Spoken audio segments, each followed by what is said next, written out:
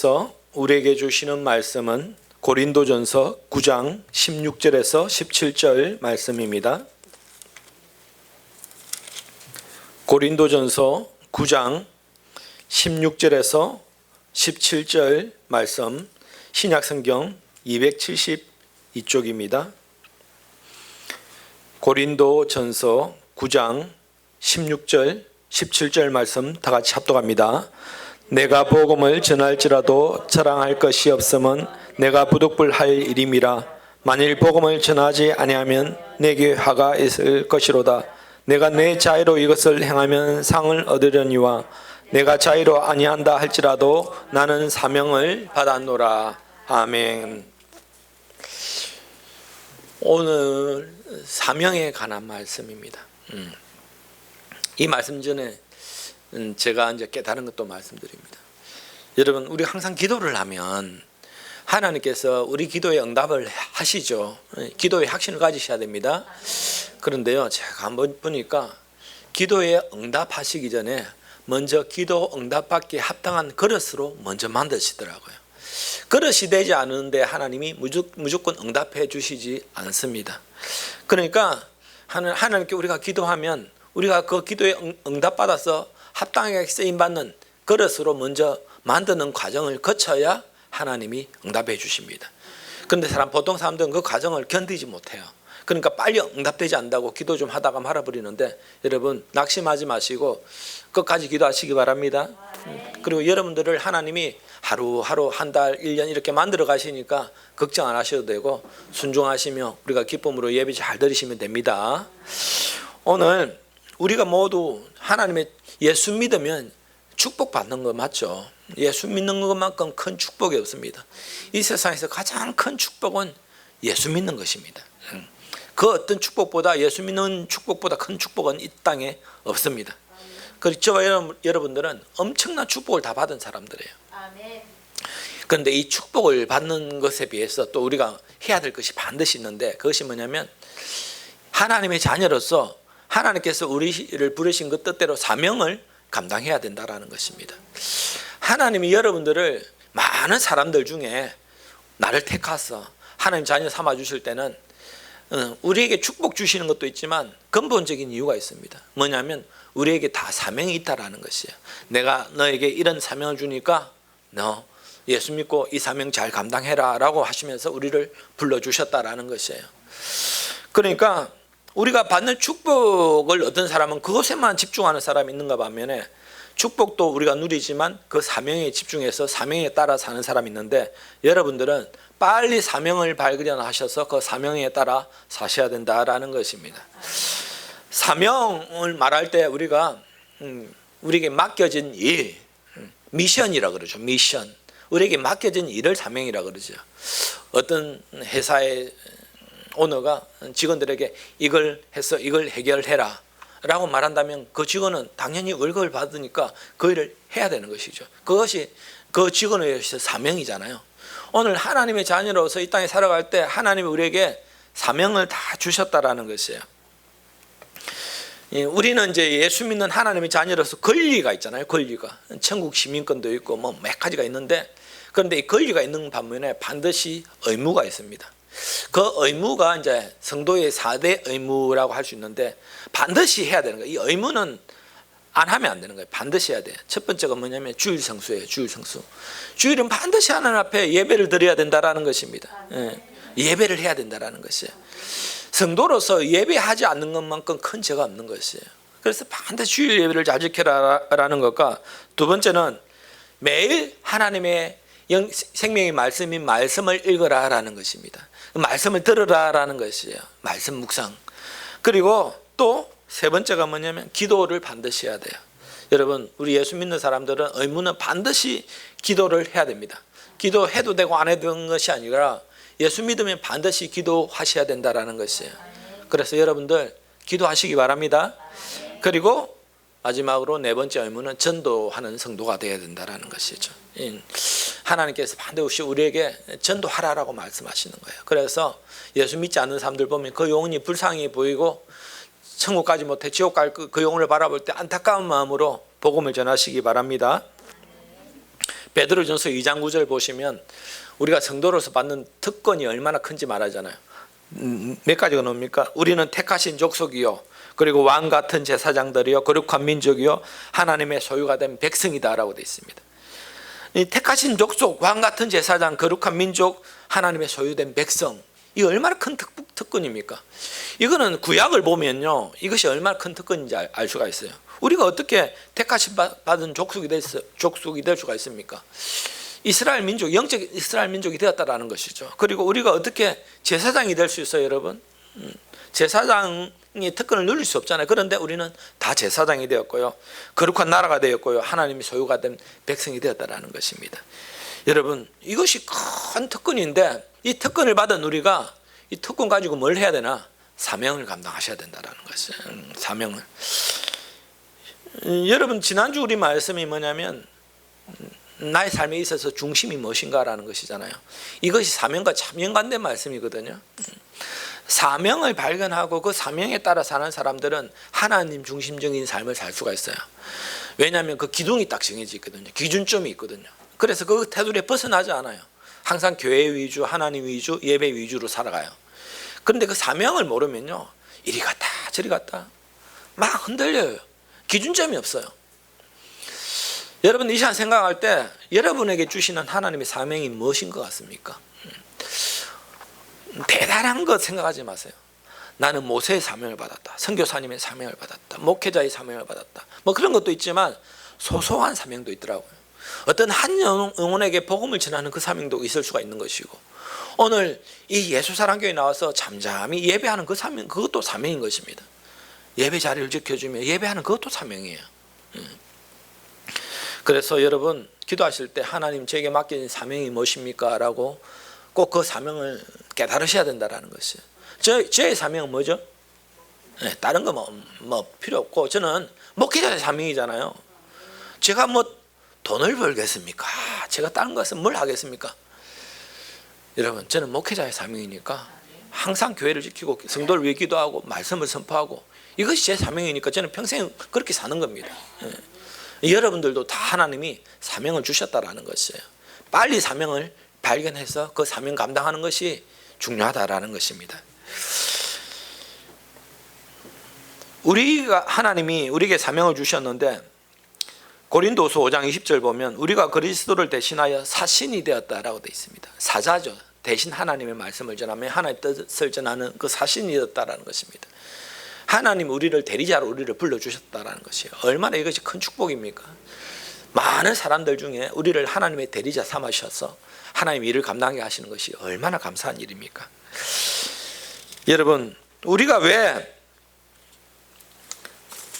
정말 특권이냐면 또 예수님의 그 지상대명인 그 사명을 이 땅 가운데서 우리가 지켜나가기 때문에 그렇다라는 것이죠.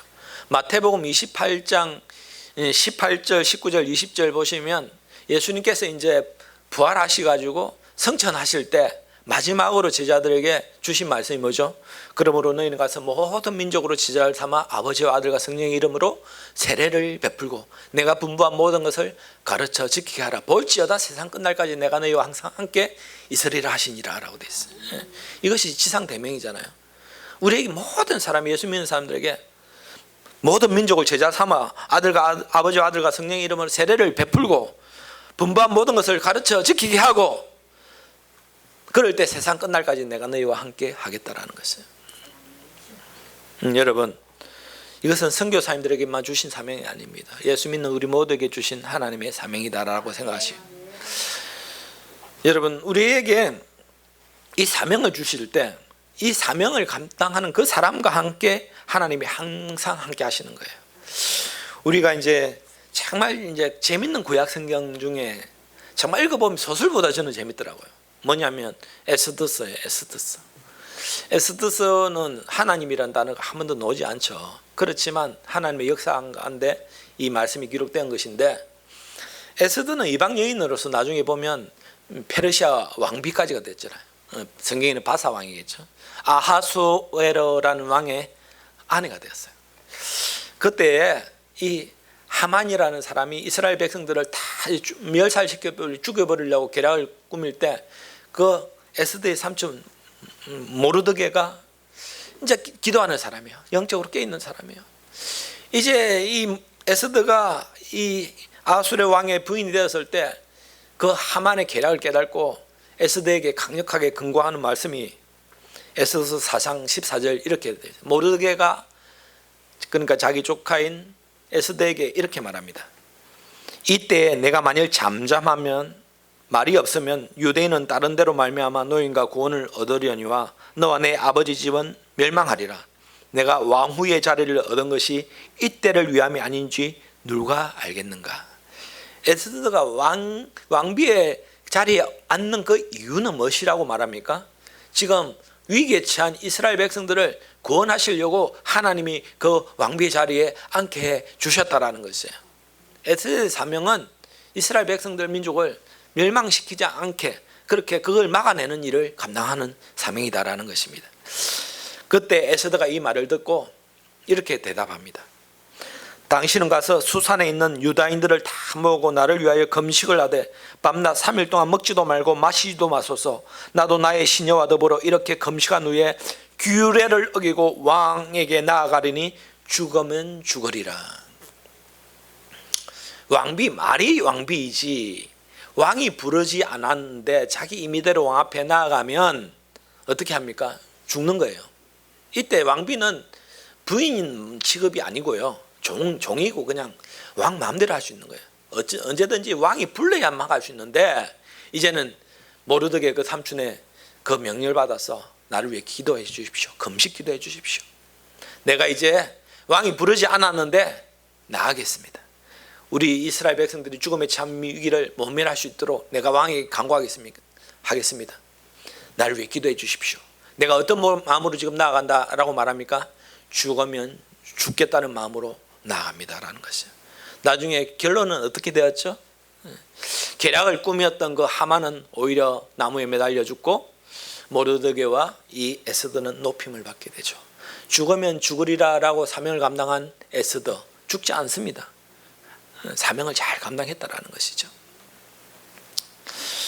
잠언서 29장 18절 보시면 묵시가 없으면 백성이 방자히 행한다라고 되어 있어요. 묵시가 뭐죠? 꿈과 비전과 희망, 사명이 인 거예요. 이 꿈이 없고 비전이 없고 사명이 없는 사람들은 자기 마음대로 방자히 제멋대로 행한다라는 것이에요. 아까 제가 말했지만 중심이 없으면 하나님 예수 믿긴 한데 교회 나오긴 하는데 방자히 행해요. 자기 마음대로 살아요. 여러분 우리 예수사랑교회 성도들은 그렇게 살아서는 안 됩니다.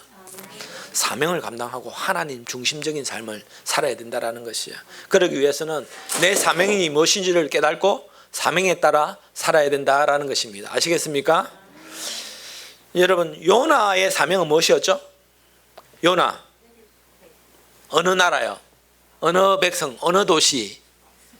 아수르의 니느웨.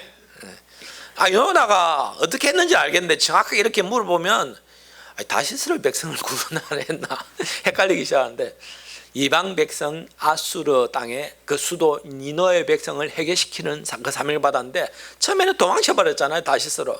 그러다가 결국 물고기 뱃속에서 3일 있다가 깨닫고 회개하고 다시 니느웨에 가서 하나님의 그 사명을 감당하는 것이죠. 요나의 사명은 니느웨 백성에게 복음을 선포하는 것이었어요. 그러니까 이 성경의 인물들은 정확하게 자기 사명이 무엇인지 깨닫고 그 사명을 감당한 사람들이었죠. 여러분 인생을 살면서 하나님으로부터 부름을 받고 그분으로부터 맡은 일이 있다라는 것을 깨닫고 그 일을 감당하는 것이 사명이에요. 여러분 사명은 무엇이에요? 무엇인 것 같아요? 어떤 예배 잘 드리고 그리고 또 여러분들만 할 수 있는 사명이 있어요. 어떤 분은 내가 보니까 기도의 사명이 있는 사람들은 기도해야 돼. 기도 안 하면 하나님 어째서든지 기도할 수밖에 없는 사건을 또 만들어버려요. 또 어떤 사람은 연약한 성도들 항상 돌봐주는 사명이 있더라고요. 보니까 그런 사람들은 이렇게 잘 돌봐주는 역할을 잘 감당하더라고요. 찬양팀이 또 구성되는데 찬양의 사역이 또 있어요. 제가 이 찬양팀이 이제 구성이 되는데 이거 우리 정말 조그만 교회에서 이렇게 찬양팀이 구성되는 정말 경우가 별로 없습니다. 그런데 제가 기도하면서 하나님 구성되게 해주십시오. 제가 한 몇 년 전부터 계속 기도했는데 하나님이 그냥 바르게 되게 해주셨어요. 하나님이 기뻐하는 일이죠.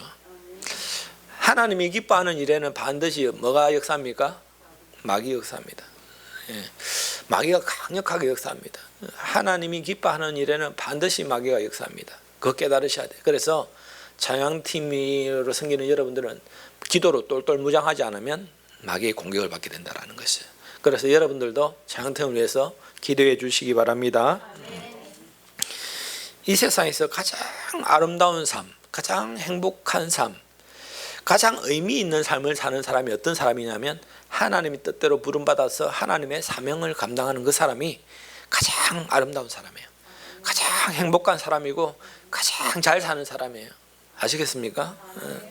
세상 사람들은 자기 딴에는 잘났다고 나하고 그렇게 떵떵거려 살지 모르겠지만 그 속에는 항상 공허함이 있고 뭔가 부족함이 있고 참된 행복을 못 느낍니다. 그러나 우리는 부족한 듯 하지만 하나님 사명 감당하면 항상 하나님 주시는 기쁨이 있는 것이에요. 여러분 그 샘솟는 기쁨을 누리시기 바랍니다. 이 땅 가운데 헛된 사명으로 사는 사람들이 참으로 많아요.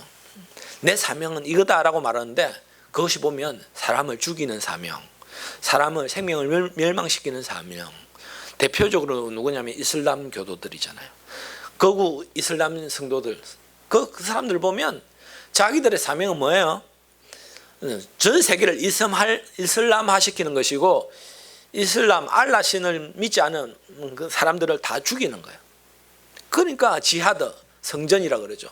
자기 몸에다 폭탄을 두르고 자폭을 하는 거예요. 그게 사명이기 때문에 알라가 가장 기뻐하는 것이 다른 사람 알라 신 믿지 않는 사람들 다 죽여버리고 자기가 죽는 것을 가장 기쁨으로 여기기 때문에 자폭을 하는 거예요. 그것이 여러분 얼마나 헛된 사명의식입니까? 잘못된 사명의식은 자기도 죽고 남도 죽이는 거예요. 그래서 우리가 사명을 깨달을 때도 정확한 내 사명을 깨달아야지 내가 아닌 사명을 내가 욕심내거나 하면 안 된다는 것입니다. 모세는 모세 사명이 있고 아론은 아론의 사명이 있고 미리암은 미리암의 사명이 있는데 나중에 보면 미리암과 아론이 구스 여인을 취한 모세를 보고 하나님이 모세만에게 말했나 우리도 모세처럼 쓰임받고 싶다 악담하고 불평하다가 결국 하나님 저주를 받잖아요. 모세는 모세가 할 일이 있는 것이고 아론과 미리암이 할 일이 있는 것인데 다른 사람의 사명을 침범하면 안 되는 것이에요. 찬양팀이 참 어찌 보면 멋있어 보일 때가 있어요. 다 찬양팀이 될 수 있나요? 그렇지 않죠. 다 목회자가 되면 어떻겠어요? 누가 앉아서 예배합니까? 그러면 오늘 바울 고린도전서 9장 16절 17절 보시면 이 세상에서 사명의식을 가장 잘 깨닫고 그 사명을 감당한 사람 중에 한 성경인물이 사도 바울이잖아요. 사도 바울의 그 사명은 무엇이죠? 정확하게 말하면 땅끝까지 복음을 전하는 것이었어요. 뭐냐면 스바나까지 복음을 전하는 건데 그 땅끝이 그때는 여러분 지구가 둥글다가도 여기지 않았고 지구가 네모나다라고 여겼어요. 그래서 지구 가면 땅끝이 있다라고 믿었어요. 낭떠러지가 있어 떨어져 죽는다라고 믿었어요. 그 땅끝이 어디냐면 스바나, 지금의 스페인이죠. 내가 거기까지 가서 복음 전하고 죽는 것이 내 사명이다 여겼어요. 그래서 보면요 목숨 걸고 복음 전하잖아요. 매를 맞아도 환난을 당해도 꿋꿋이 끝까지 사명을 감당하는 사람이잖아요. 사명의식에 바로 잡힌 사람은 마귀가 아무리 유혹하고 괴롭히고 세상 사람들이 나를 힘들게 할지라도 절대 흔들릴 일 없어요. 여러분 오늘 9장 16절 17절 보시면 내가 복음을 전할지라도 자랑할 것이 없으면 내가 무득불할 일임이라 만일 복음을 전하지 아니하면 내게 하가 있을 것이다 라고. 복음 전하는 사명이기 때문에 내가 복음을 전하지 않으면 나는 하를 당한다라는 것입니다. 여러분 하나님께서 여러분에게 주신 사명이 있는데 그 사명을 감당하지 않으면 어떻게 되나요? 요나처럼 됩니다. 요나처럼 풍랑을 만나게 되고 물고기 뱃속에 갇히게 되는 것이에요. 결국 그 일을 하나님 감당하게 하시는 것이죠. 그러기 전에 고난 당하기 전에 어려움 당하기 전에 그 사명 감당하면 되잖아요. 여러분 17절도 보시면 내가 내 자의로 이것을 행하면 상을 얻으려니와 내가 자의로 아니한다 할지라도 나는 사명을 받았노라 라고 되어 있습니다. 내가 내 스스로 이것을 행하면 하나님 더 기뻐하시는 상을 얻겠지. 그렇지만 내가 내 임의대로 내가 원하는 대로 하지 아니할지라도 나는 이것을 하겠다. 왜냐? 이것이 내 사명이기 때문에 그렇다라는 것이죠.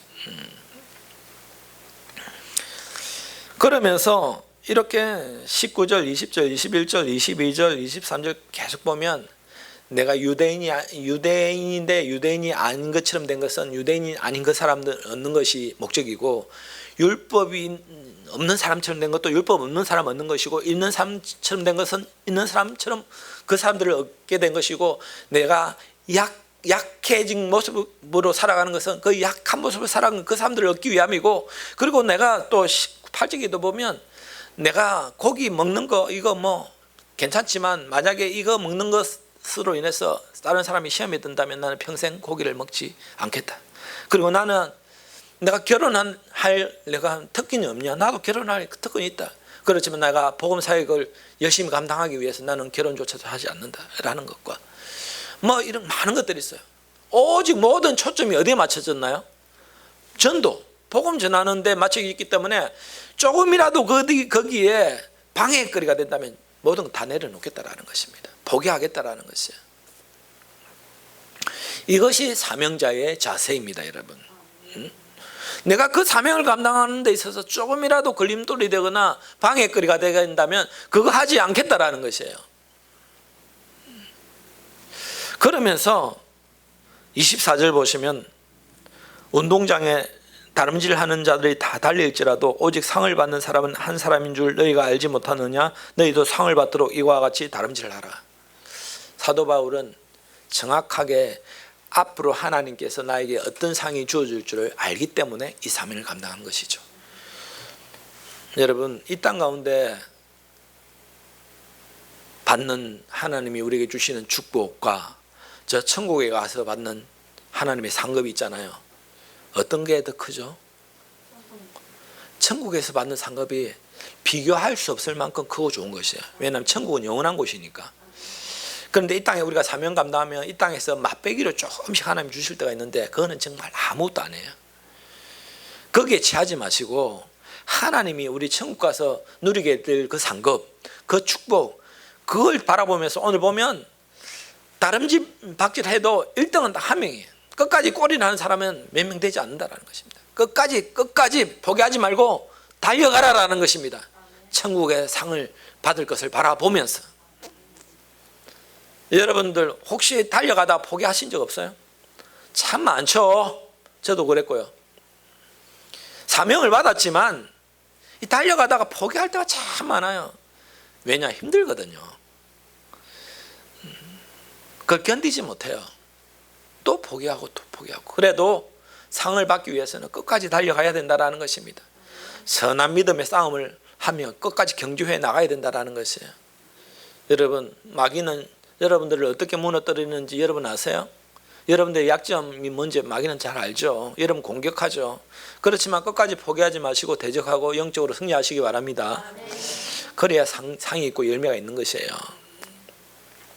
이렇게 할 때 반드시 해야 될 것이 있어요. 끝까지 포기하지 않고 달려가서 하나님의 그 상급을 받기 위해서는 이 땅 가운데 반드시 해야 될 것이 뭐냐? 25절 보시면, 고린도전서 9장 25절 보시면 이기기를 다투는 자마다 모든 일에 절제하나니 그들은 썩을 승리자의 간을 얻고자 하되 우리는 썩지 아니할 것을 얻고자 하노라 라고 되어 있습니다. 반드시 해야 될 것이 뭐냐면 절제하셔야 된다는 것이에요. 절제.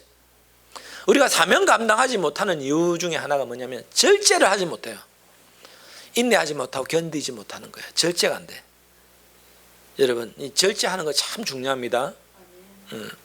내가 절제해야 될 것이 무엇인가를 빨리 깨달으셔야 돼요. 그리고 우리는 세상 사람들은 썩을 것을 위해 간구하지만 우리는 썩지 아니할 그 영원한 것을 바라보며 달려간다라는 것입니다. 잘 분간하세요. 썩을 것이 뭐고 썩지 아니할 것이 무엇인지를 잘 구분을 하셔야죠. 어떤 사람은 썩어 없어질 그것을 위해서 얼마나 열과 정성을 다해 사는지 참 안타까워요. 어리석은 자예요. 여러분, 이 예배 드림은 썩을 것이 아니에요. 영원히 빛날 것이에요. 우리가 하나님께 찬양하고 기도하고 말씀 안에 깨어있고 대적하며 하나님 찬양하는 이 모습은 영원히 썩을 것이 아닙니다. 우리가 한 영혼에게 복음을 전해서 그 영혼이 구원받는다면 영원히 빛날 하나님의 우리 상급이 되는 것이에요. 이 땅과 내 욕심, 내 욕망, 내적 욕망을 위해서 썩어질 것만 위해서 살아간다면 그건 정말 어리석은 삶이죠. 여러분 잘 구분하세요. 뭐가 썩어질 삶이고 뭐가 썩지 아니하는 그런 삶인지를 잘 구분하시기 바랍니다. 지혜로운 사람은 썩지 아니할 것을 위해 산다라는 것이죠. 그래서 26절도 보면 그러므로 나는 다름질하기를 향방 없는 것 같지 아니하고 싸우기를 허공을 치는 것 같지 아니한다라고 되어 있습니다. 사명을 정확히 깨닫고 그 사명대로 달려가는 사람은 방향을 잃지 않고 허공을 가르는 헛된 짓을 안 한다는 것입니다. 정확한 목적을 가지고 달려가기 때문에 헛된 짓을 할 이유가 없는 것이에요. 사도 바울은 그렇게 살았어요. 왜냐? 27절 보면 내가 내 몸을 복종하게 하면 내가 남에게 전파한 후에 도리어 내가 버림을 당할까 두려워합니다 라고 되어 있습니다. 내가 복음을 잘 전했는데 끝까지 복음 전하고 끝까지 달려가지 못하고 중간에 포기해버리면 나는 다른 사람들에게 복음을 전해서 그 영혼들 구원받았지만 나는 하나님의 사명을 감당하지 못하면 하나님이 얼마나 나를 버리시겠는가. 하나님이 나를 실망시켜주는, 내가 하나님을 실망시키는 일인가. 그렇게 되지 않기 위해서 나는 항상 방황을 주셔서 끝까지 하나님 영광 위에 달려가겠다라는 것입니다. 예수님은 이 땅 가운데 하나님이시잖아요. 예수님의 그 사명이 또 있은 거예요. 성자이신 그분이 하나님이시지만 또 성자로서의 사명이 뭡니까? 이 땅에 인간의 몸을 입고 이 땅에 오셔서 우리 모든 사람들의 죄를 감당해서 십자가에 대신 고통당하고 죽는 거예요. 예수님도 사명을 그렇게 감당하신 것이죠. 죽기까지 자기를 내려놓고 복종하신 것이에요. 하나님이신 그분이. 예수님의 제자들이 몇 명입니까? 12명이죠. 12 제자가 있고 12 사도가 있어요. 제자가 곧 사도거든요. 제자를 사도라 그래요. 그런데 제자와 사도는 약간 틀려요. 제자는 예수님께 가르침을 받은 사람을 제자라 그래요. 그런데 이 제자가 이제 예수님의 사명을 받고 세상에 나가서 하나님의 복음을 선포하며 예수님의 가르침을 다시 가르치는 사람을 뭐라 그러냐면 사도라 그래요. 사도. 이해하셨어요? 우리는 제자로서의 삶도 살아야 되고 사도로서의 삶도 살아야 되는 것이에요. 예수님께 가르침을 받았으면 그 누군가에게 또 예수님의 사랑을 선포하고 복음을 선포해야 된다라는 것입니다. 우리가 이 사명을 감당할 때 잘 분별해야 될 것이 이것이 내 사명인가 아니면 내 야망인가라는 것을 잘 구분하셔야 돼요. 어떤 사람은 가만히 보면 이것이 내 사명입니다 하고 열심히 하는데 사명이 아니고 야망일 때가 많이 있어요. 그래서 이 대표적인 예가 될지 모르겠지만 큰 교회에서 보면 장로님을 뽑는데요. 여러분 그 선거가 얼마나 치열한지 아세요, 여러분? 10,000명 되는 교회, 1,000명만 이상 돼도요, 장로 되려면요, 하늘이 별 따게요. 대기업 회장님도 저 주차에 나가서 주차방 들고 주차 요원으로 봉사해야 돼. 자기는 새벽 예배 나가기 싫어 죽겠는데 그 장로 되려고 억지로 새벽 예배 나가는 거예요. 이거는 내가 간 보니까 사명이 아니고 야망인 것이에요. 왜냐, 장로 되면 멋있어 보이거든요. 장로님 부르니까 교회 재정을 몇 억씩 몇십억씩 자기 마음대로 주물러니까 있어 보이거든요. 여러분 모두가 다 장로의 사명이 아니잖아요. 장로님이 되셔야 될 분이 있잖아요. 그런데 나는 장로의 사명을 감당해야 된다, 모든 사람이 그런 꿈을 갖는다면 그거는 사명이 아니고 야망이 될 수가 있는 것이죠. 우리가 이 땅에 살아갈 때 야망과 사명을 잘 구분하셔야 돼요.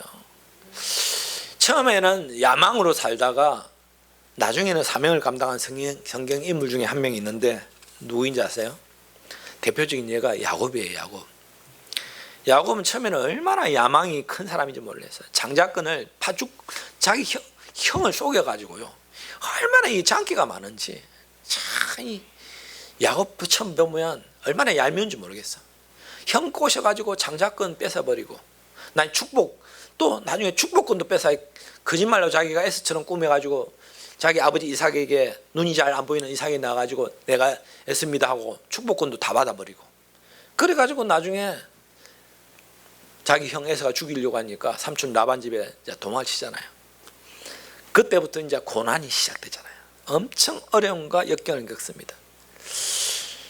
여러분, 이 고통당하고 이제 어려움도 터덜터덜 이제 다시 자기 똥으로 되돌아올 때 야복나루에서 하나님을 만나게 되고, 하나님이 이때 야곱의 이름을 바꿔주십니다. 이스라엘로 바꿔주시죠. 옛날에는 야망가였는데 이제 야곱이 모든 고난을 거치면서 사명자가 된 것이에요. 자기 꿈과 희망을 다 내려놓고 이제는 내가 하나님의 그 일을 감당하겠다라는 사명자가 된 것이죠.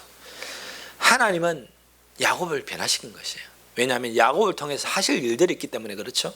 아브라함, 이삭, 야곱, 그 다음에 요셉, 그리고 야곱의 그 12자녀인 중에 한 명 뭡니까? 유다 통해서 누가 오시죠? 예수님이 오시잖아요. 야망가는 하나님 쓰시잖아요. 사명자를 쓰시는 것이죠. 고난을 통해서 변화시키는 것이에요. 여러분, 그래서 잘 점검하세요. 내가 내 야망을 위해서 이 일을 이루려고 하는 것은 아닌가? 내가 정말 이것이 하나님의 사명인가? 라는 것을 잘 점검하셔야 된다라는 것입니다. 야망의 영에, 잘못된 영에 사로잡히면요, 자기도 죽고 다른 사람도 죽여요. 정말 고통당해요. 대표적으로 아까 말했지만 요나가 그래. 요나. 자기도 고통당하고 배 탄 모든 사람 다 같이 고통당해요. 그러나 사명자는 자기도 살고 남도 살리는 것입니다. 항상 내가 사명대로 살고 있나라는 것을 점검해 볼 때 그 중에 하나가 내가 정말 사랑이 넘치고 있나, 사랑을 잘 행하고 있나, 나로 말미암아 한 영혼이 구원받고 교회가 살고 내 때문에 어떤 영혼이 상처를 받는 것이 아니라 우리 가정이 살고 우리 교회가 살고 나 때문에 내 분위기, 내 주위의 분위기가 좋아지고 영적으로 살아나면 내가 사명 잘 감당하고 있는 것이고, 나 딴에는 열심히 한다고 하는데 내 때문에 상처받는 사람들이 자꾸 많아지고 막 힘든 일들이 계속 생기면 뭔가 잘못된 것이에요. 내가 야망을 품고 있는 것이에요. 사명을 감당하는 사람은 절대 부작용이 있을 수가 없어요. 여러분, 잘 점검하시기 바랍니다. 그래서 이 사명을 감당하는 사람은 항상 하나님 앞에 순종을 하게 돼 있고, 자기 자신을 내려놓는 겸손함이 있고, 날마다 하나님의 그 부름 앞에, 거룩한 부름 앞에 잘 나아가는 사람이다라는 것이죠. 여러분, 인생은 빈손으로 왔다 빈손으로 가는 거 다 압니다. 세상 사람들도 압니다. 이 땅에 썩어질 자기 야망만 살다 산 사람은 나중에 빈손으로 갑니다. 그러나 예수 믿는 사람들은요, 빈손으로 왔다 빈손으로 가지 않습니다. 여러분, 우리는 절대 빈손으로 가지 않습니다. 세상 사람들은 썩어질 것을 위해 살기 때문에 다 빈손으로 가고 멸망길로 갑니다. 저와 여러분들은 빈손으로 절대 가지 않습니다. 이 땅에 내가 사명 잘 감당하면 하나님 앞에 아름다운 좋은 것들을 가득가득 채워서 하나님 앞에 나아가는 거예요. 하나님 반드시 축복해 주십니다. 여러분, 빈손으로 가는 여러분 되시지 마시기 바랍니다. 그래서 아까도 말했지만 고린도전서 9장 24절 보면 24절 우리가 상을 받도록 다름질을 하라, 상이 있다라는 것과 25절 썩지 아니하는 우리가 멸류관이 있다라는 것을 반드시 기억하셔서 여러분에게만 주신 하나님의 그 사명을 잘 감당할 수 있는 여러분 되시기를 주님의 이름으로 축원드립니다. 아멘. 이 시간 우리 찬양 드립니다.